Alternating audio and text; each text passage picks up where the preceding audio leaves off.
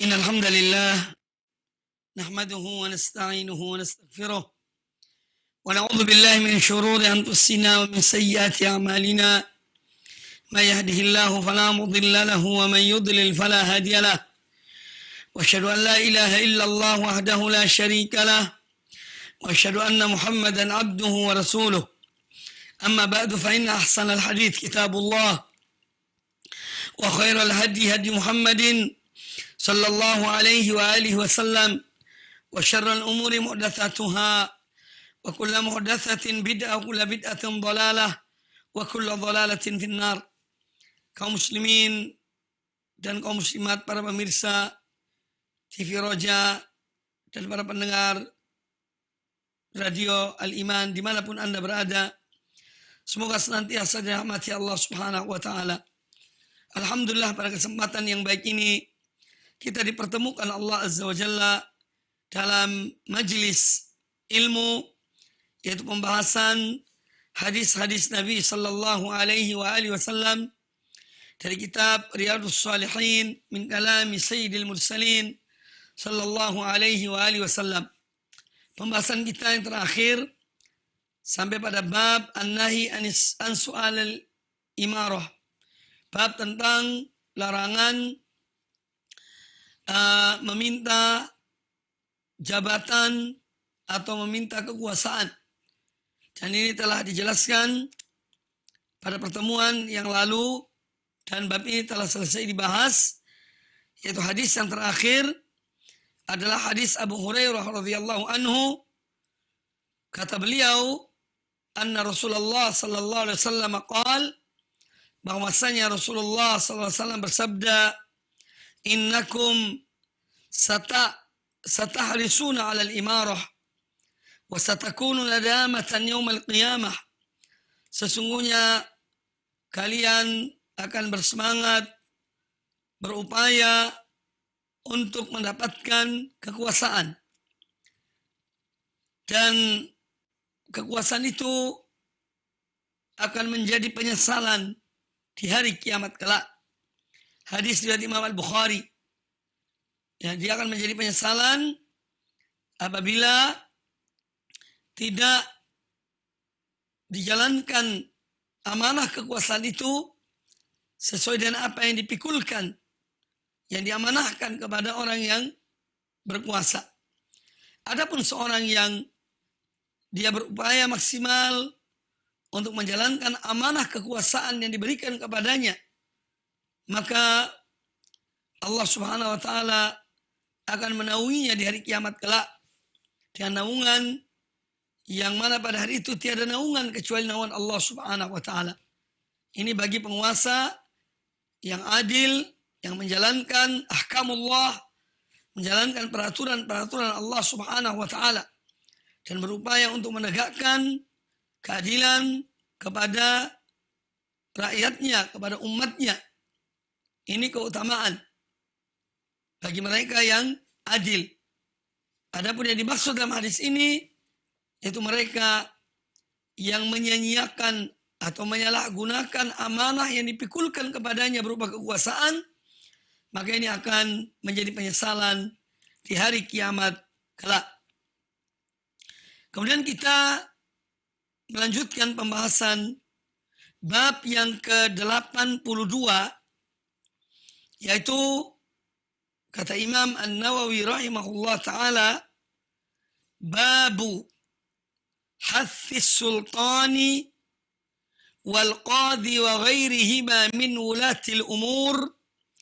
Bab tentang anjuran kepada penguasa, juga kepada para hakim, ya, atau para pemimpin, para pejabat, dan selain mereka,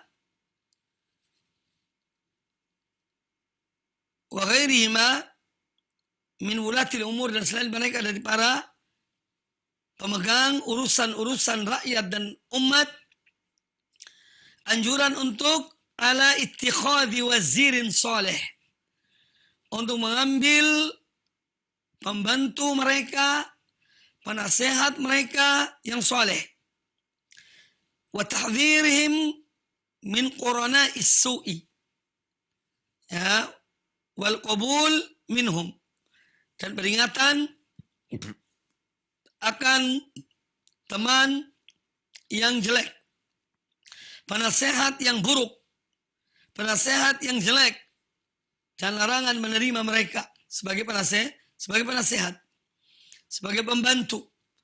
Karena bagaimanapun dalam dunia kekuasaan sejak zaman dahulu selalu ada, setiap penguasa itu selalu memiliki penasehat-penasehat mereka, pembantu-pembantu mereka. Ya, ini banyak disebutkan di dalam Al-Quranul Karim.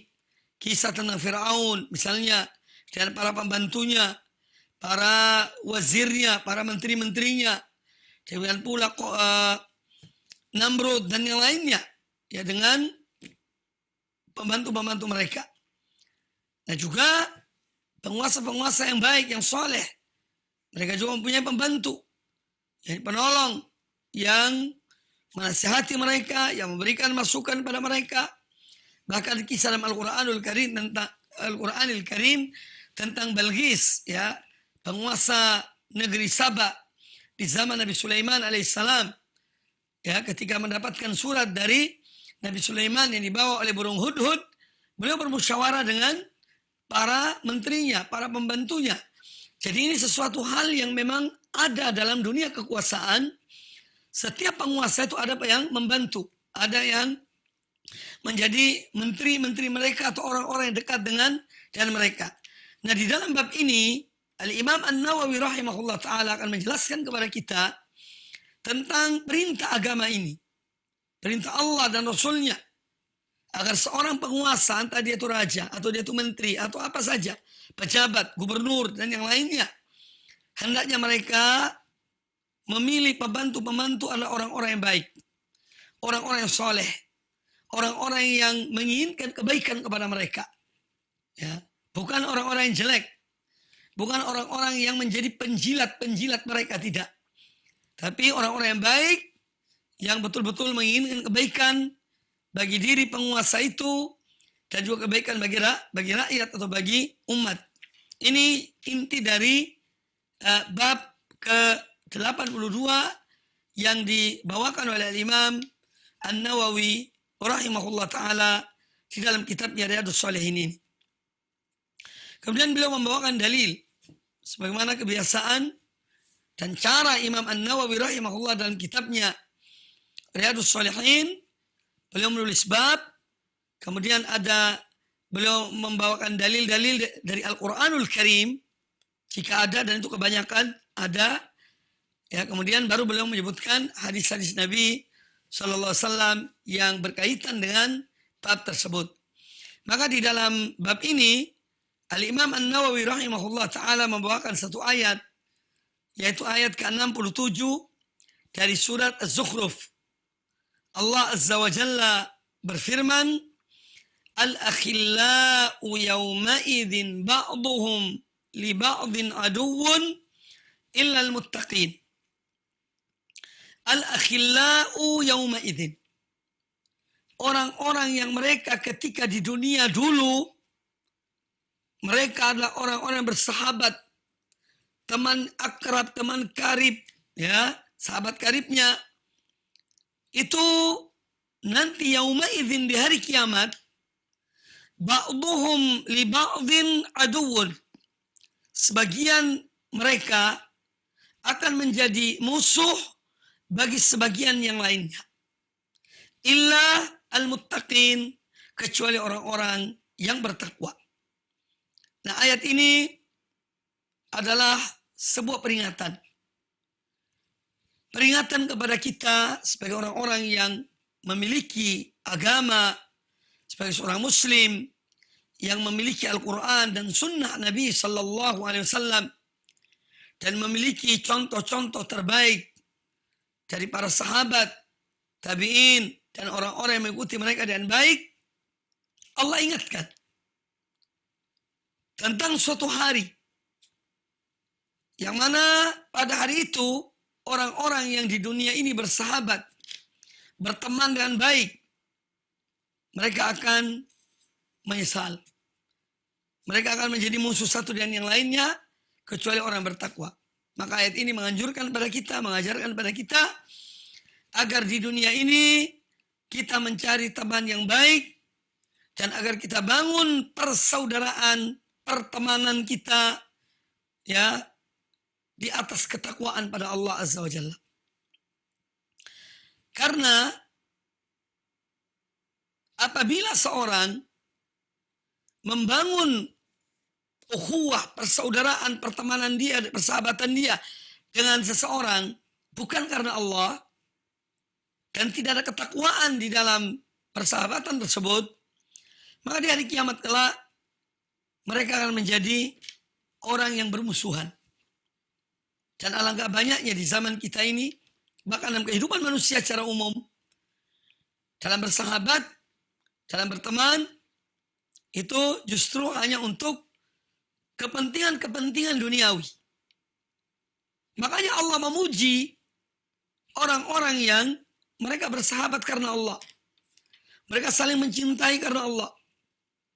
Mereka benci karena Allah. Mereka memiliki kedudukan yang tinggi di sisi Allah Azza wa Jalla. Ya. Karena kebanyakan manusia dalam persahabatannya bukan karena Allah. Bahkan na'udzubillah ya, bahwa ada di antara manusia yang bersahabat dalam rangka tolong menolong dalam keburukan, tolong menolong dalam kemaksiatan, tolong menolong dalam menzalimi manusia, tolong menolong dalam mengambil hak-hak manusia. Nah ini nanti di akhirat akan menjadi saling bermusuhan satu dan yang lainnya. Maka dari itu bab ini mengandung perintah atau anjuran agar seorang mukmin, mukminah benar-benar mencari teman yang baik, yang mereka membangun persahabatan mereka karena Allah, dan mereka membangun persahabatan mereka di atas ketakwaan pada Allah Azza wa Jalla. Itulah yang akan bermanfaat bagi persahabatan tersebut. Kemudian adapun hadis-hadis yang dibawakan oleh Al-Imam Abu Zakaria Yahya bin Sharaf An-Nawawi rahimahullah ta'ala. Hadis yang pertama yaitu hadis Abu Sa'id Al-Khudri dan hadis Abu Hurairah radhiyallahu an Abi Sa'idin wa Abi Hurairah radhiyallahu anhuma.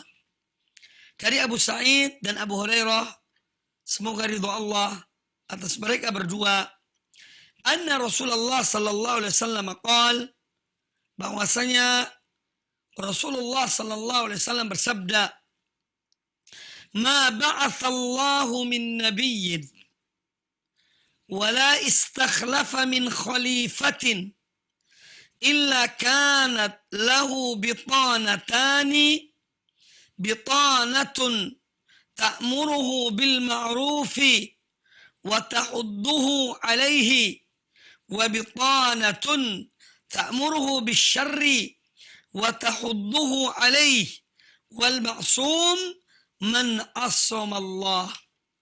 Akhrajahu rawahu al-Imam Al-Bukhari. Yang artinya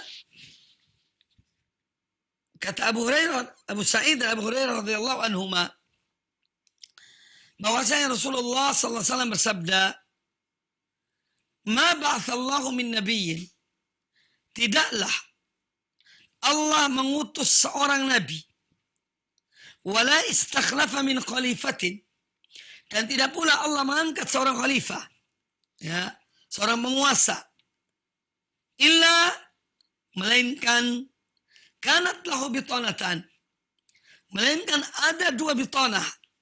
Yani bitanah di sini sekelompok orang yang menjadi penolong, pembantu ya dari penguasa tersebut.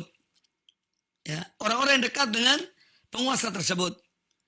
Ya, jadi tidaklah Allah mengutus seorang nabi dan tidak pula Allah mengangkat seorang khalifah, melainkan dia memiliki dua bitanah. Ya, bitanatun ta'muruhu bil ma'ruf, ada pembantu-pembantunya yang memerintahkan kepada yang baik.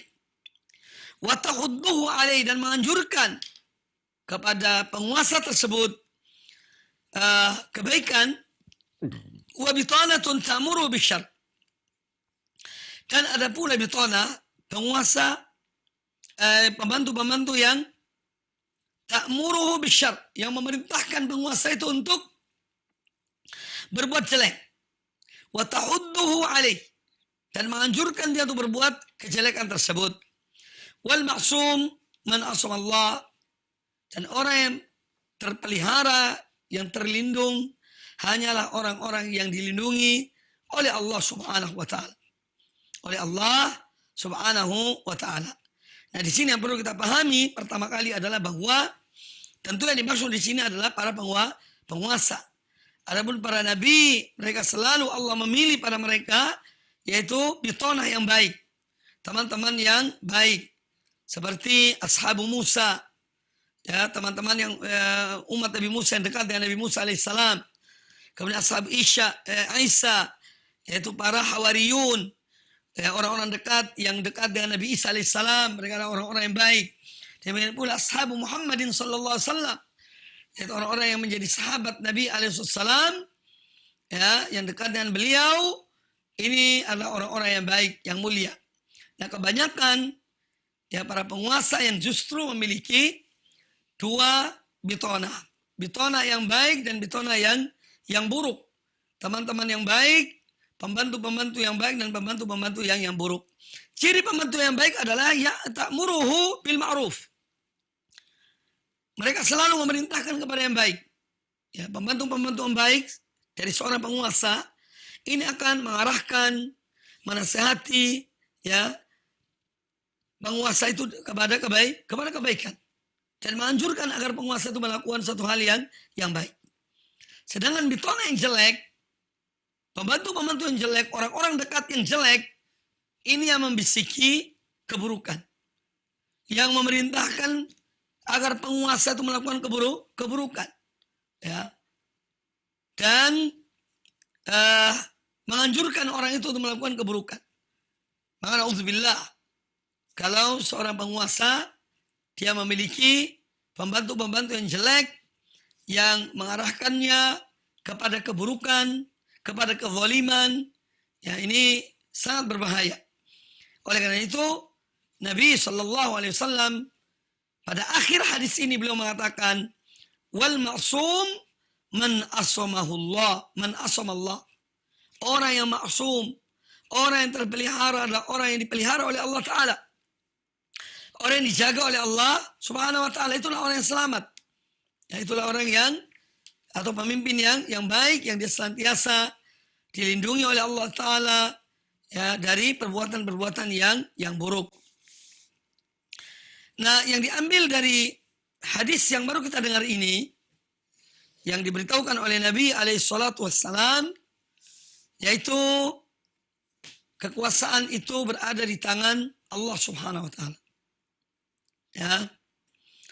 Jadi semua perkara, semua urusan yang menguasainya adalah Allah Azza wa Jalla. Allah mengangkat penguasa yang Allah kehendaki, dan Allah menurunkan penguasa yang Allah menghendaki. Allah berikan kekuasaan kepada siapa yang dikehendakinya, dan Allah mencabut kekuasaan itu dari siapa yang dikehendakinya. Karena al-amru biyadillah, semua urusan perintah perkara itu ada di tangan Allah Azza wa Jalla. Ya. Makanya dalam Al-Quranul Karim, surat Ali Imran, ayat yang ke-26, Allah Azza wa Jalla memerintahkan kepada Nabi SAW untuk mengucapkan, Kulillahumma malikal mulki, tu'til mulka man tasha'u, wa tu'til mulka man tasha' wa tanzi'ul mulka mimman tasha' wa tu'izzu man tasha' wa tudhillu man tasha' biyadikal khair innaka ala kulli syai'in qadir. Kulillahumma, katakanlah wahai Muhammad, Allahumma malikal mulk, ya Allah, zat yang menguasai semua kekuasaan. Ya. Tu'til mulka man tasha', engkau memberikan kekuasaan kepada siapa yang kau kehendaki. Wa tanzi'ul mulka mimman tasya. Dan engkau mencopot kekuasaan itu dari siapa engkau kehendaki. Wa tu'izzu man tasya. Engkau memuliakan siapa yang engkau kehendaki. Wa tudhillu man tasya. Dan engkau merendahkan, menghinakan siapa yang engkau kehendaki. Biyadikal khair. Kembali kepada apa? Bahwa semua yang engkau lakukan ya Allah, engkau mengangkat dan menurunkan, memberikan kekuasaan dan mencopot kekuasaan, semua itu kebaikan ada di tanganmu. Ada hikmahnya. Ada kebaikan di balik itu. Biyadikal khair, innaka ala kulli syai'in qadir. Sungguh yang engkau berkuasa atas segala sesuatu. Yang terpenting dari ayat ini yang harus kita ambil sebagai orang beriman pada Allah Azza wa Jalla, yaitu bahwa apa yang ditetapkan oleh Allah Azza wa Jalla pasti ada kebaikan di balik itu. Ada hikmah di balik itu. Entah kita mengetahui atau tidak. Ya. Entah kita mau atau tidak. Kita harus meyakini bahwa di balik apa yang Allah putuskan ada kebaikan di balik itu. Ya. Sehingga kadang-kadang kita cenderung kepada kekuasaan seseorang, tapi Allah tidak berikan pada orang itu. Ya. Dan kita tidak cenderung pada kekuasaan seseorang, tapi Allah berikan kekuasaan pada orang itu. Semua itu ada hikmahnya. Ya, di balik itu semuanya ada hikmah. Biyadikal khair. Ya, di tanganmu engkau ya Allah ada kebaikan. Maka kita harus yakin setiap putusan Allah, ketika Allah memberikan kekuasaan kepada seorang, atau Allah mencopot satu kekuasaan dari seorang, Allah muliakan seorang, Allah rendahkan seorang, itu semua ada kebaikan, ada hikmah di balik itu semuanya. Yang patut kita yakini ya dari apa yang diputuskan oleh Allah Azza wa Jalla tersebut. Karena Allah berkuasa atas segala sesuatu. Kemudian juga hadis ini menjelaskan kepada kita bahwa manusia ya, ini terbagi menjadi dua golongan. Ada manusia yang dia menyeru kepada Allah, mengajak hamba-hamba Allah untuk beriman kepada Allah, taat pada Allah, berbuat kebaikan. Dan ada di sisi lain manusia yang mereka mengajak kepada keburukan, menginginkan keburukan, menginginkan kehancuran bagi rakyat, bagi umat. Ya, ini selalu ada. Sepanjang zaman selalu ada. Nah, artinya bahwa seorang yang diberikan oleh Allah Azza wa Jalla satu kekuasaan, ya, dia ketika memiliki wewenang, hendaklah dia betul-betul menyadari bahwa itu adalah pemberian Allah kepadanya, sehingga dia mensyukuri Allah Ta'ala. Kemudian dia berbuat yang terbaik bagi umatnya, bagi rakyatnya. Ya, dan dia menjauhi dari teman-teman, pembantu-pembantu, orang-orang dekat yang akan merusak dirinya, yang menginginkan keburukan baginya atau bagi rakyatnya. Dan demikian insya Allah seorang pemimpin akan sangat selektif dalam memilih orang-orang yang menjadi penasehatnya, pembantunya, atau orang dekat dengannya. Kemudian juga hadis ini menjelaskan kepada kita tentang keutamaan orang-orang yang soleh.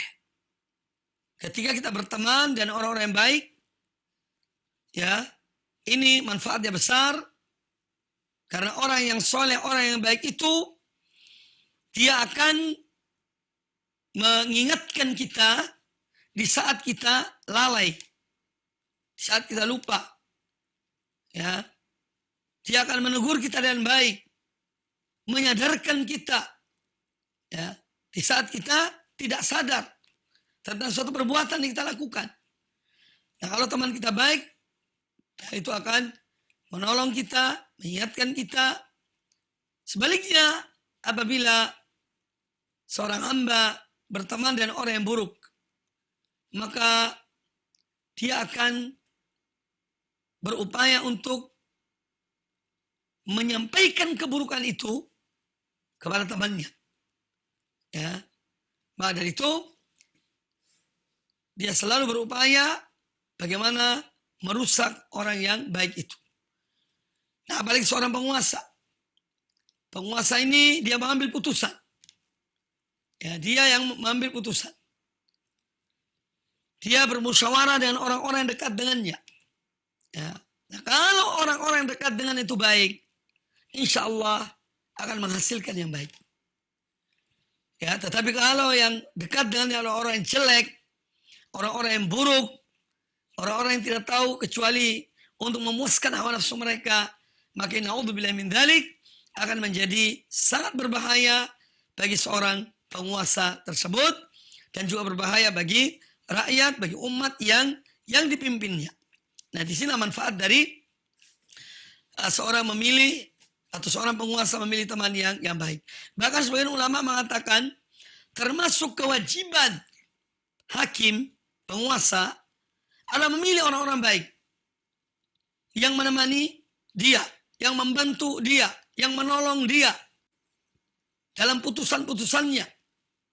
Ya, yang mana dia membutuhkan masukan dari mereka. Tapi masukan yang baik, bukan masukan yang buruk. Ya. Jadi merupakan kewajiban, bagian dari kewajiban hakim, penguasa adalah dia memilih teman-teman yang baik. Ya, sehingga mereka menjadi teman dalam dia bermusyawarah untuk memutuskan atau mengambil satu putusan. Ya, dia mengambil bermusyawarah dengan orang-orang yang baik, yang soleh tersebut.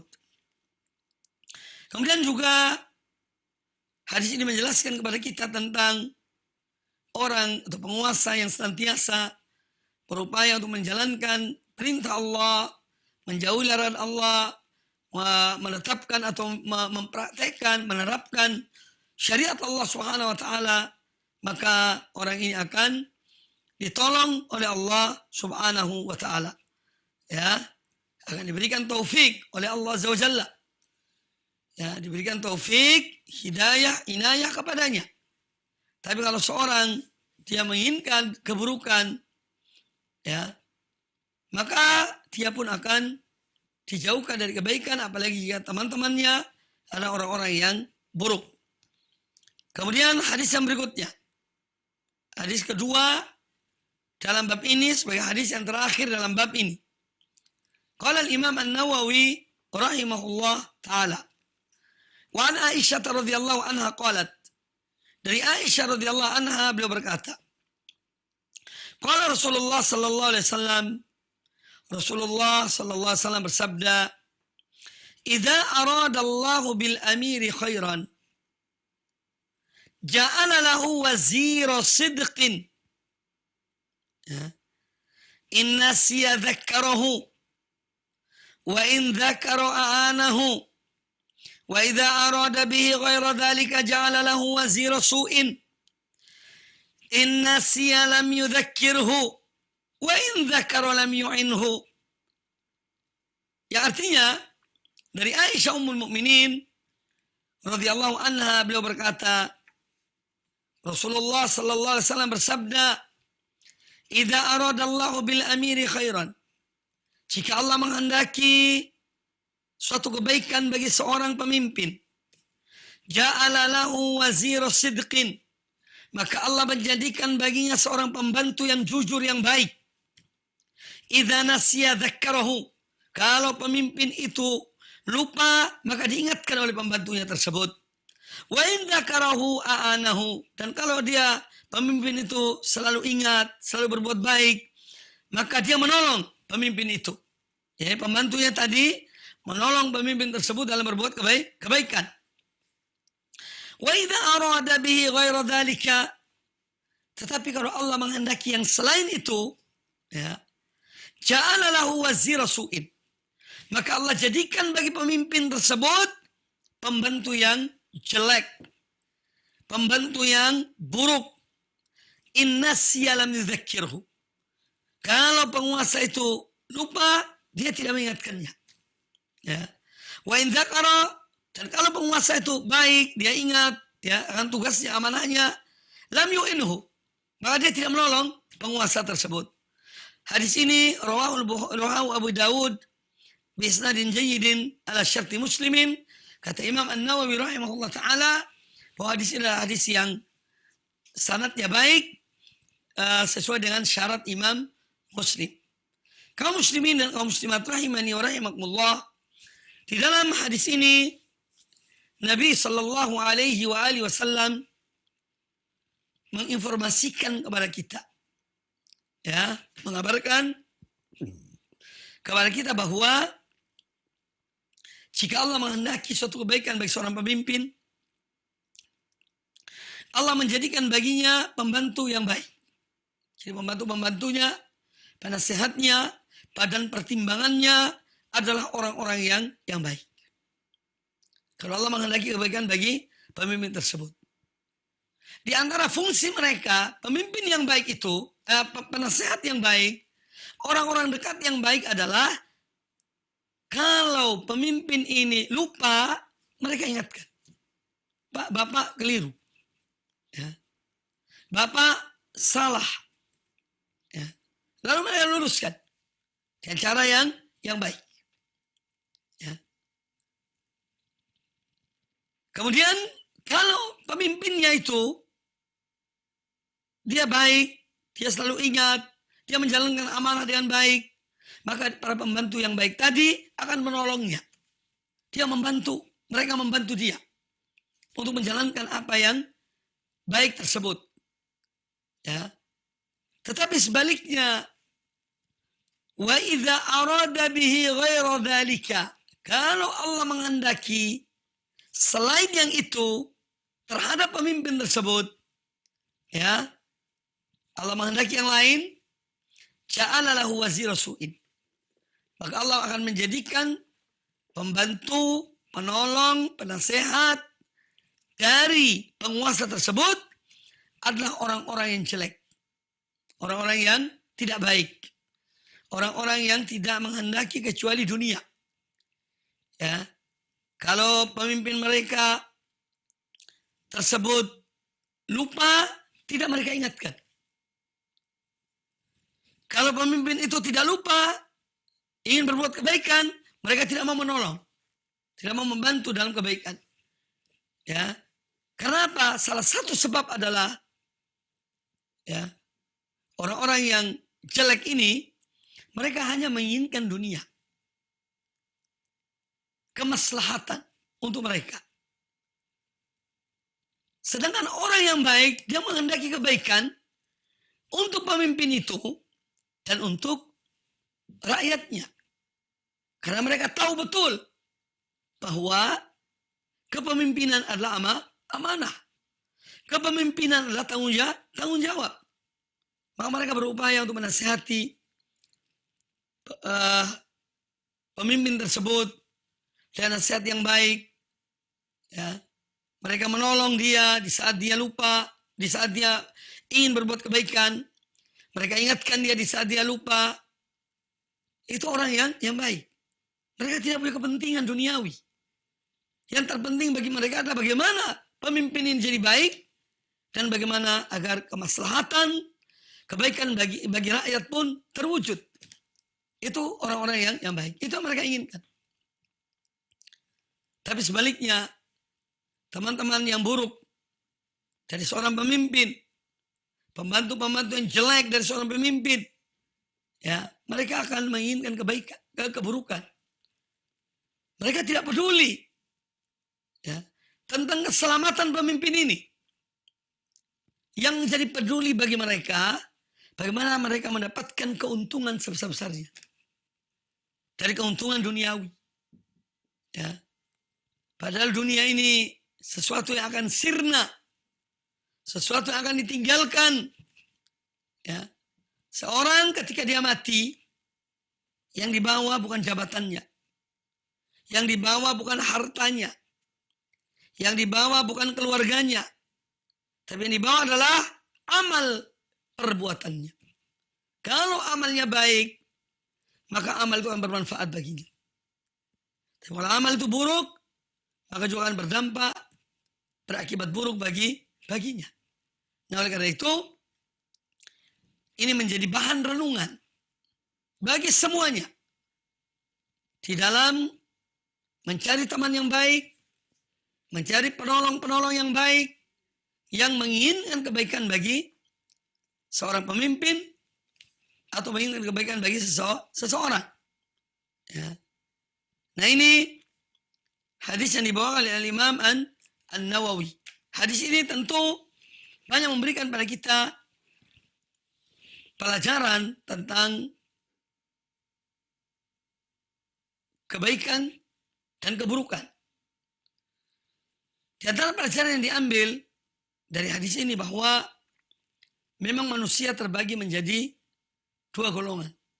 Ada orang-orang yang baik, ada orang-orang yang buruk. Ya. Ada orang-orang yang menginginkan kebaikan, ada orang yang menginginkan keburukan. Ini adalah sesuatu yang menjadi realita dalam perjalanan hidup manusia. Ya.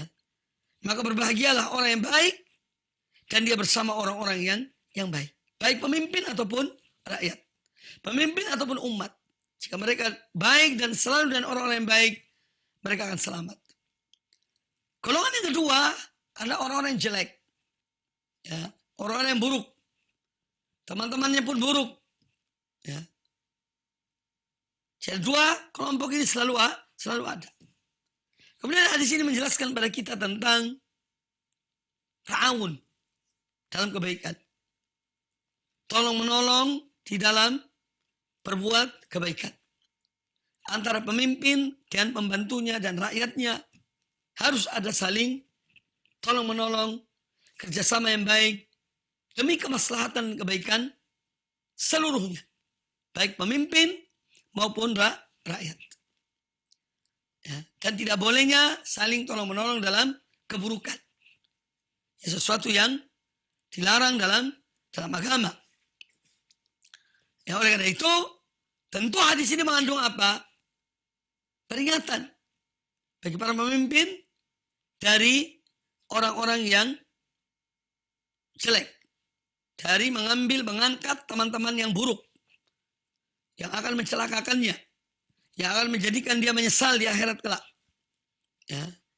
Ini peringatan dari Nabi Sallallahu Alaihi Wasallam.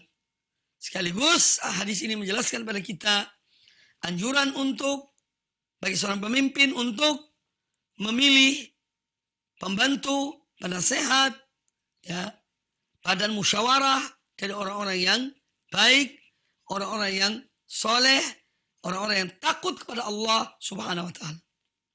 Karena ini juga salah satu sumber kebaikan yang utama adalah ketika ada rasa takut dalam diri seorang pada Allah Azza wa Jalla.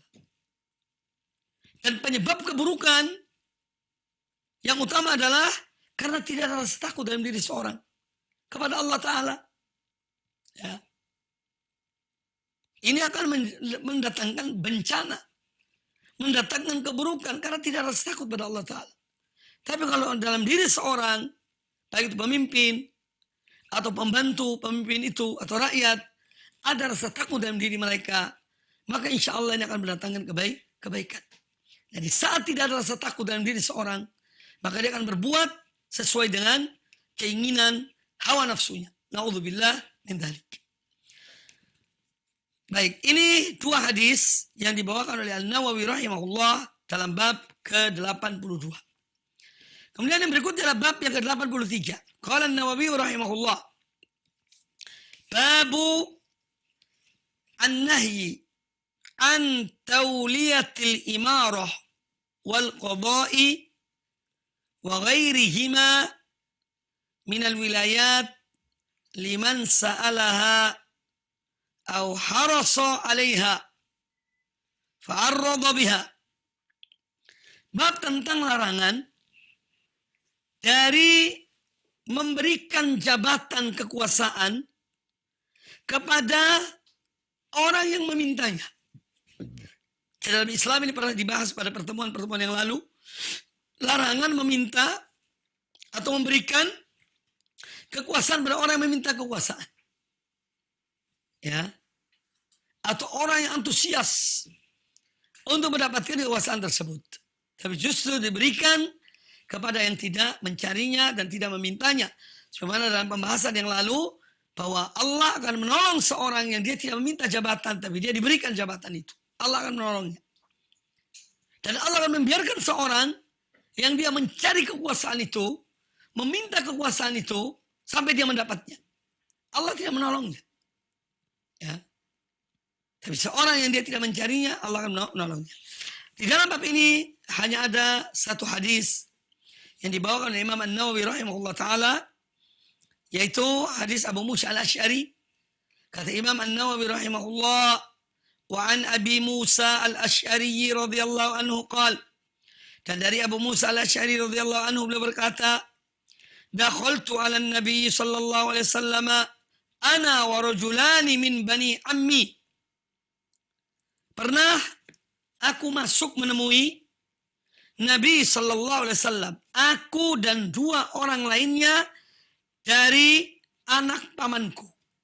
Jadi misalannya Abu Musa al-Asy'ari. Faqala ahaduhuma, masalah seorang dari misalan Abu Musa al-Asy'ari, ya, berkata, ya Rasulullah, amirna ala ba'di ma wallaka Allahu azza wa jalla. Wahai Rasulullah, jadikanlah kami sebagai amir, sebagai penguasa terhadap wilayah yang Allah berikan padamu. Ini kasih bagian kami dari kekuasaan yang Allah berikan kepada engkau. Jadi mereka ingin menjadi penguasa di suatu tempat. Wa qala al-akhar mithla dhalik. Yang satunya juga mengatakan seperti yang diucapkan oleh yang pertama. Wa qala al-akharu mithla dhalik. Faqal, maka Nabi sallallahu alaihi wasallam bersabda menjawab permintaan mereka. Inna wallahi la nuwalli hadzal amal ahadan sa'alahu. Kami demi Allah, sesungguhnya kami tidak akan memberikan pekerjaan ini, ya, kepada seorang yang memintanya. Au ahadan harasu alaih, atau seorang yang semangat antusias untuk mendapatkan kekuasaan itu.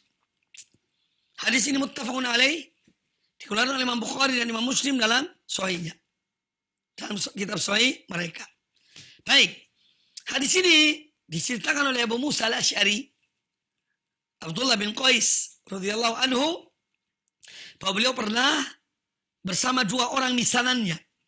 Berarti mereka 3 orang. Datang kepada Nabi sallallahu alaihi wasallam menemui beliau. Ya. Kemudian salah satu dari misanannya, dari anak pamannya, mengatakan, ya Rasulullah, jadikanlah kami amir, pemimpin di satu wilayah yang Allah berikan pada engkau. Juga yang satunya lagi mengatakan demikian. Maka Nabi SAW menjawab mereka bahwa kami demi Allah tidak memberikan kekuasaan itu, ya, kepada orang yang memintanya atau yang mencari-carinya dengan gigih. Ya, kami tidak memberikannya. Nah, ini hadis ini juga satu pedoman dari Nabi Sallallahu Alaihi Wasallam, ya, yang mana beliau mengarahkan kepada para penguasa yang berkuasa di satu negeri atau suatu masyarakat. Jika ada orang-orang yang minta kekuasaan, jangan diberikan. Jangan diberikan. Atau ada orang yang semangat untuk meminta yang menjadi penguasa, jangan diberikan. Ya, tapi dia yang menentukan. Pemimpin itu yang memilih. Kamu ini, jadi ini, dan seterusnya. Adapun yang datang meminta jabatan, justru tidak diberikan. Jadi pedoman dari Nabi Sallallahu Alaihi Wasallam kepada para penguasa. Dan hendaklah mereka penguasa memilih pembantu-pembantu mereka, baik itu di wilayah, ya, dari orang-orang yang memang mampu untuk menjabat, untuk memegang kekuasaan itu. Bukan sembarang orang. Kalau satu masyarakat, satu negeri, ya, dipimpin oleh orang-orang yang lemah, yang tidak punya kekuasaan, tidak punya kemampuan, ini akan membawakan kehancuran. Oleh karena itu, di antara syarat seorang pemimpin yang disebutkan oleh Al-Quranul Karim, yaitu apa yang diucapkan oleh seorang wanita kepada ayahnya, inna khaira man istajarta al-qawiyul amin. Sesungguhnya orang terbaik yang engkau akan menyewanya, jadi menjadi pekerja baginya, ada orang yang kuat dan orang yang amanah. Di antara syarat seorang pemimpin, dia adalah orang yang mempunyai kemampuan di dalam memimpin, dan dia adalah orang yang amanah dalam menjalankan kepemimpinan tersebut. Ini yang disebutkan oleh Al-Quranul Karim. Juga ada syarat-syarat yang lainnya disebutkan oleh hadis-hadis Nabi SAW, juga ayat-ayat Al-Quran yang lainnya. Kaum muslimin dan kaum muslimat rahimakumullah, para pemirsa TV Roja dan Suara Iman dimanapun Anda berada, ya demikian kajian kita pada kesempatan yang baik ini. Semoga bermanfaat, dan sisa waktu yang ada insya Allah untuk sesi berikutnya, yaitu menjawab pertanyaan-pertanyaan semampu kami dari para pemirsa sekalian. Demikian, wallahu ta'ala a'lam. Terima kasih atas materi yang telah disampaikan. Silakan bagi Anda para pendengar maupun pemirsa yang ingin bertanya secara langsung melalui layanan line telepon atau pesan singkat. Baiklah, kita coba angkat di layanan line telepon. Silakan. Anda yang ingin bertanya secara langsung, kita sapa. Halo. Assalamualaikum. Waalaikumsalam warahmatullahi wabarakatuh. Dengan siapa, dari mana, Bapak? Dengan Abu Laila di Kalimantan. Silakan, Bapak. Abu Laila di Kalimantan. Ini Ustaz mau nanya nih tentang masalah mahram, Ustaz. Nah. Kalau sepupu itu kan bukan lagi mahram, Ustaz. Jadi Sepupu. kalau Ustaz, ya sepupu 2 kali atau sepupu 1 kali, Ustaz. Jadi yang saya mau tanyakan, Ustaz, atau profesi itu kalau aja, Ustaz, bagaimana kalau mengantar kalau bukan mahramnya, Ustaz? Mengantar kemana maksudnya? Bagaimana? Maksudnya kan kalau atau kita jumpa di jalan, Ustaz, baru ketemu kan keluarga, bisakah kalau kita mengantarnya dengan apa sampai tujuannya, Ustaz? Nah. Itu kan bukan mahram kita, Ustaz. Iya. Ya. Assalamualaikum warahmatullahi wabarakatuh. Waalaikumsalam warahmatullahi wabarakatuh. Baik, Ustaz, silakan. Yang perlu dipahami tentang masalah mahram, orang yang dia merupakan mahram bagi seseorang, bagi seorang wanita, itu adalah mahram dari 3 sisi. Salah satu dari 3 hal. Misalnya dengan perkawinan, ya, istri atau suami adalah mahram bagi istrinya. Sehingga kalau dia pergi, misalnya pergi umrah atau berangkat satu tempat, suami mengantar istrinya. Ya, suami mengantar istrinya. Atau menantu laki-laki dengan ibu mertuanya. Ini karena perkawinan. Sehingga mertua perempuan itu menjadi mahram dari menantu laki-laki ini. Maka kalau mertua perempuan ingin pergi ke satu tempat, diantar oleh anak mantunya, menantu laki-lakinya. Atau mertua laki-laki mengantar menantu perempuannya, karena mereka tidak boleh menikah. Ini terjadinya mahram itu, ya, yang dengannya seorang boleh untuk misalnya dalam bepergian, ya, dia menemani, itu karena perkawinan. Ada mahram yang terjadi karena nasab keturunan. Seperti, ya, anak perempuan dengan ayahnya. Ini mahram. Ya, jadi ayah mengantar anak perempuannya pergi ke satu tempat misalnya, dalam perjalanan yang memang harus membutuhkan mahram, ya. Bukan pergi ke pasar, ya. Seorang wanita pergi ke pasar dekat dari rumahnya, itu tidak perlu mahram. Yang penting dia bisa menjaga dirinya. Jadi maksudnya mahram ini dalam bepergian, ya, misalnya dalam bepergian ke tempat-tempat yang memang yang disebut oleh Nabi SAW, tidak halal bagi seorang wanita yang beriman pada Allah dan hari akhir bepergian 1 hari 1 malam, tanpa ada mahram yang menemaninya. Ini yang dimaksud. Jadi yang kedua tadi adalah karena garis keturunan.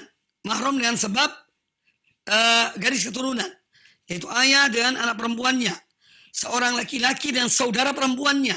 Ya, ini mahramnya. Tapi kalau seorang laki-laki dan anak perempuan pamannya, itu bukan mahramnya. Seorang laki-laki dengan anak perempuan pamannya, laki-laki ini mempunyai paman. Paman ini mempunyai anak perempuan. Maka laki-laki ini dan anak perempuan pamannya itu bukan mahram. Karena dia bisa kawin. Yang namanya mahram itu tidak bisa kawin. Ya. Baik. Kemudian yang ketiga, ada mahram yang disebabkan karena apa? Persusuan. Seorang laki-laki disusui oleh seorang ibu.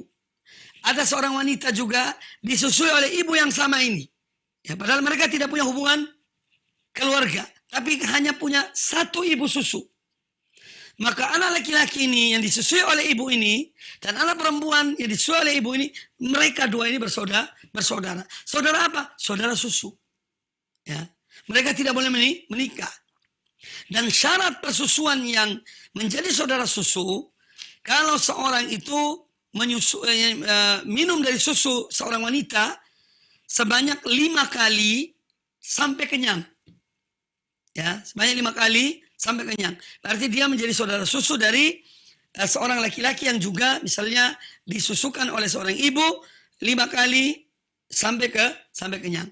Bagaimana mengetahui bahwa anak itu kenyang? Bayi itu kenyang ketika dia menyusui, ketika dia minum dari susu ibu itu sampai dia itu mengeluarkan angin dari perutnya. yakni disebut kalau dalam bahasa sini adalah gelegean, sampai keluar angin dari kenyang gitu. Ini salah satu tanda bahwa anak itu kenyang. Jadi kalau Anda bertanya tentang mahram, ya itulah. Adapun misanan, ya, anak paman saya seorang laki-laki, anak perempuan paman saya bukan mahram. Ya, itu hanya keluarga. Ya, keluarga dekat, kerabat, karena dia adalah anak paman saya. Ya, jadi tapi dia bukan mahram.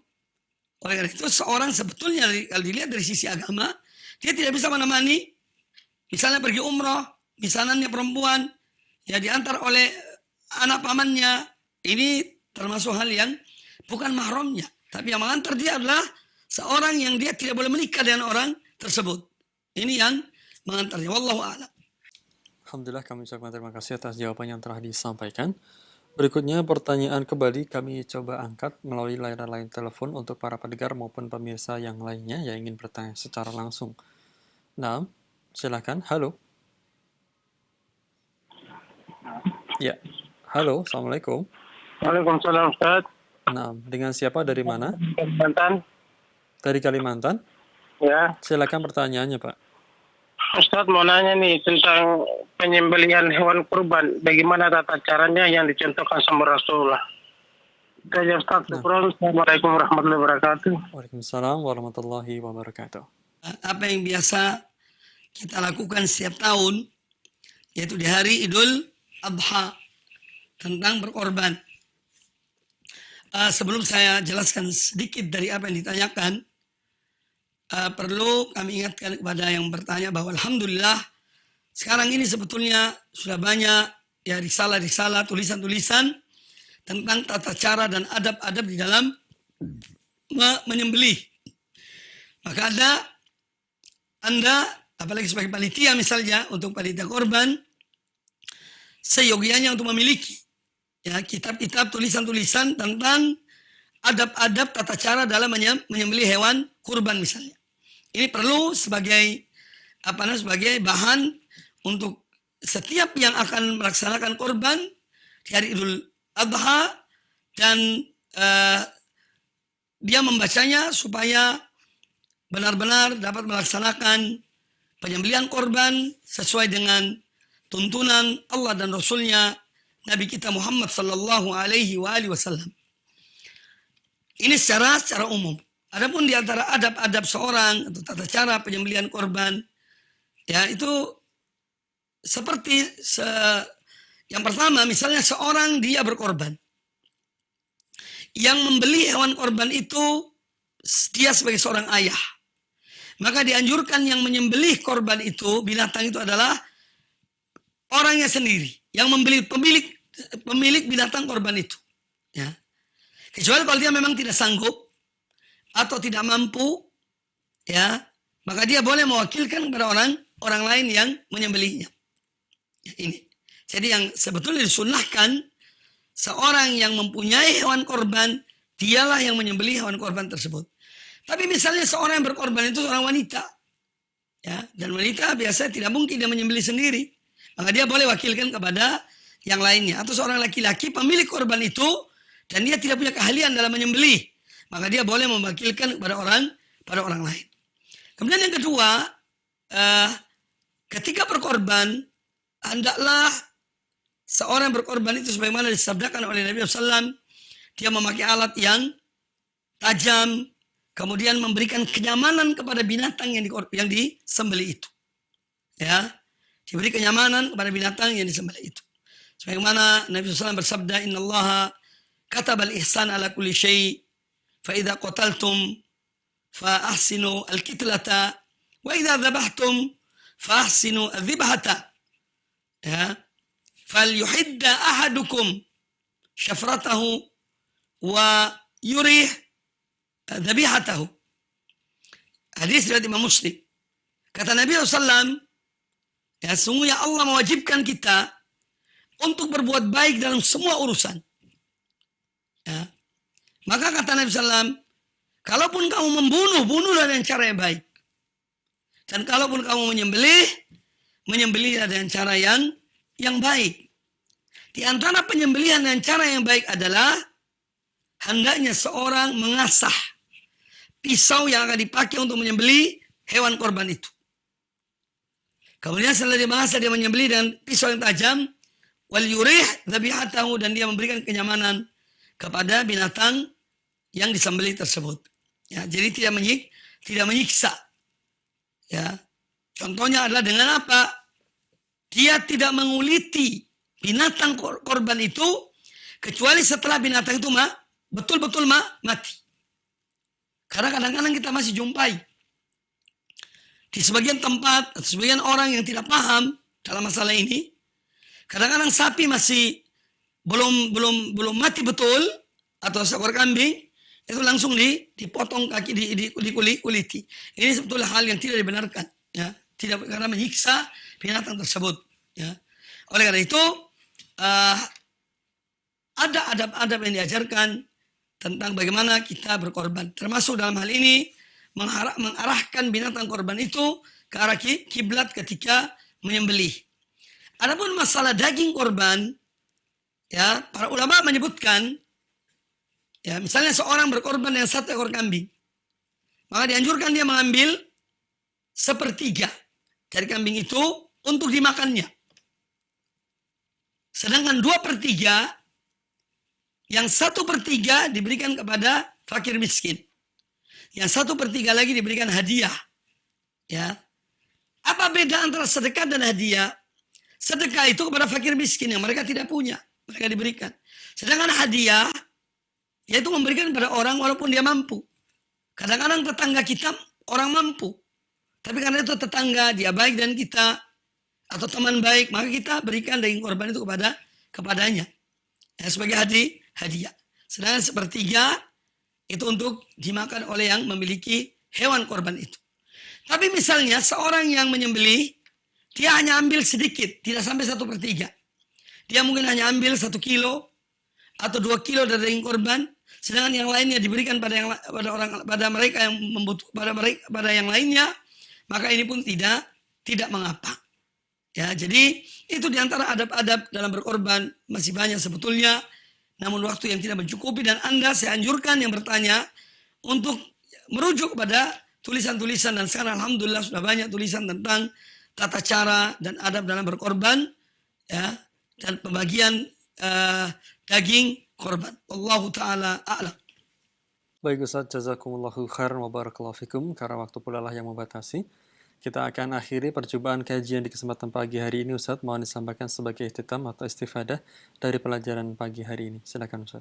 Para pemirsa sekalian, penutup dari kajian kita, semoga Allah Azza wa Jalla senantiasa memberikan pada kita ilmu yang bermanfaat dan amal yang soleh. Dan semoga kita selalu mendapatkan hidayah dan taufik dari Allah Azza wa Jalla. Demikian pula para pemimpin kita, para pemimpin kaum muslimin, mereka diberikan oleh Allah Azza wa Jalla pembantu-pembantu yang baik, ya, para penasihat-penasihat yang baik yang menginginkan kebaikan bagi rakyat dan bagi umat, ya. Karena itu pembahasan kita pada hari ini tentang hal tersebut. Maka itu kita doakan dan mendoai para pemimpin dengan doa yang baik dan soleh adalah bagian dari akidah dan metode Ahlussunnah wal Jamaah. Ya, ini bagian dari akidah dan metode Ahlussunnah wal Jamaah. Oleh karena itu, metode dan manhaj ini harus diketahui oleh umat. Karena baiknya pemimpin akan mendatangkan kebaikan bagi rakyat dan bagi umat. Oleh karena itu kita dianjurkan mendoakan mereka dengan doa yang baik, doa yang soleh. Ya. Ini salah satu manhaj yang sangat penting dari bagian manhaj salafus soleh radhiyallahu anhum ajma'in. Semoga Allah SWT senantiasa menjaga dan melindungi kita semuanya. Aqulu qouli hadza wa jazakumullahu khairan. Subhanakallahumma wa bihamdika asyhadu an la ilaha illa anta astaghfiruka wa atubu ilaik. Wa sallallahu wa sallam wa barak ala nabiyyina wa ala alihi wa sahbihi ajma'in. Thumma assalamu alaikum warahmatullahi wabarakatuh.